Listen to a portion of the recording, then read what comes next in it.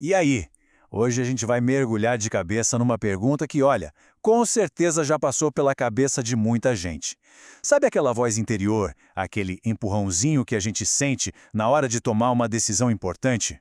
Como é que a gente sabe se isso é de fato uma orientação divina ou se é só nossa mente, com todos os nossos pensamentos e emoções fazendo barulho? Pensa bem, quem nunca esteve nessa situação, né? A gente sente aquele impulso forte, quase uma certeza para fazer uma mudança grande na vida. Mas aí, logo em seguida, bate aquela dúvida cruel. Peraí, isso aqui é Deus me mostrando um caminho ou é só o meu desejo, o meu medo, a minha ansiedade disfarçados de intuição? É justamente esse dilema que a gente vai tentar desembolar hoje. E para a gente não se perder nesse papo, aqui está o nosso mapa. Primeiro, vamos entender melhor essa confusão entre a voz divina e a psicológica. Depois, vamos ver o que a teologia fala sobre o Espírito Santo como guia. Na sequência, a gente mergulha no inconsciente, no ego e na sombra. Daí, partimos para a prática do discernimento e, por fim, um passo concreto para hoje. Bora?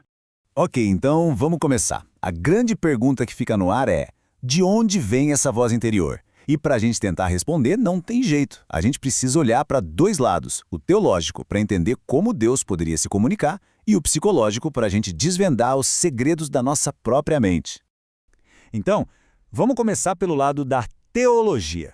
A base da fé cristã afirma que sim, é totalmente possível receber uma orientação divina, algo pessoal, direto.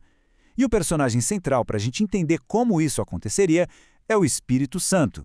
E olha só que interessante essa citação. Ela resume perfeitamente a tensão que existe aqui. De um lado, a fé de que sim, Deus pode falar diretamente com a gente, mas, e esse mais é super importante, a nossa interpretação disso tudo pode falhar. A gente pode entender tudo errado. Sacar isso, essa nossa falibilidade, é o primeiro grande passo para aprender a discernir as coisas.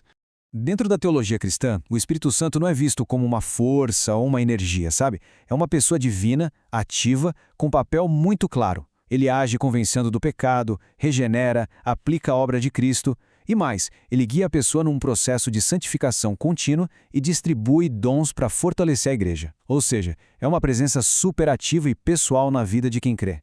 E aqui está um ponto que é, talvez, o mais crucial de todos. A gente precisa separar as coisas. De um lado, existe o que se chama de revelação normativa, que é a Bíblia. Ela é a autoridade máxima, o padrão final. Do outro lado, tem a direção pessoal, aquelas impressões, sentimentos, consolações que a gente sente. A regra de ouro é bem simples. O Espírito Santo nunca, jamais vai contradizer a palavra. Então, a Bíblia funciona como um grande filtro, a nossa principal baliza.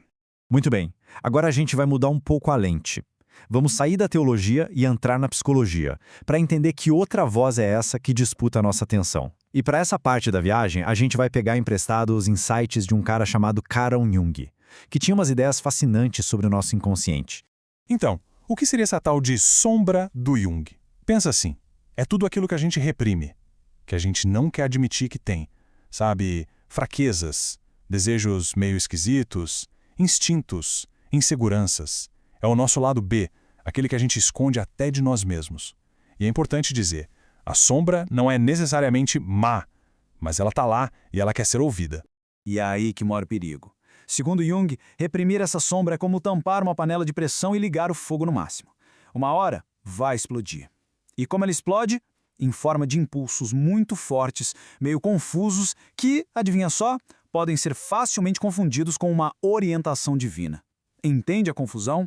A analogia do iceberg é simplesmente perfeita para visualizar isso. O nosso ego, o nosso eu consciente, é só aquela pontinha de gelo que a gente vê fora d'água. Mas a parte gigante, massiva, que está escondida debaixo da superfície, ali está o nosso inconsciente.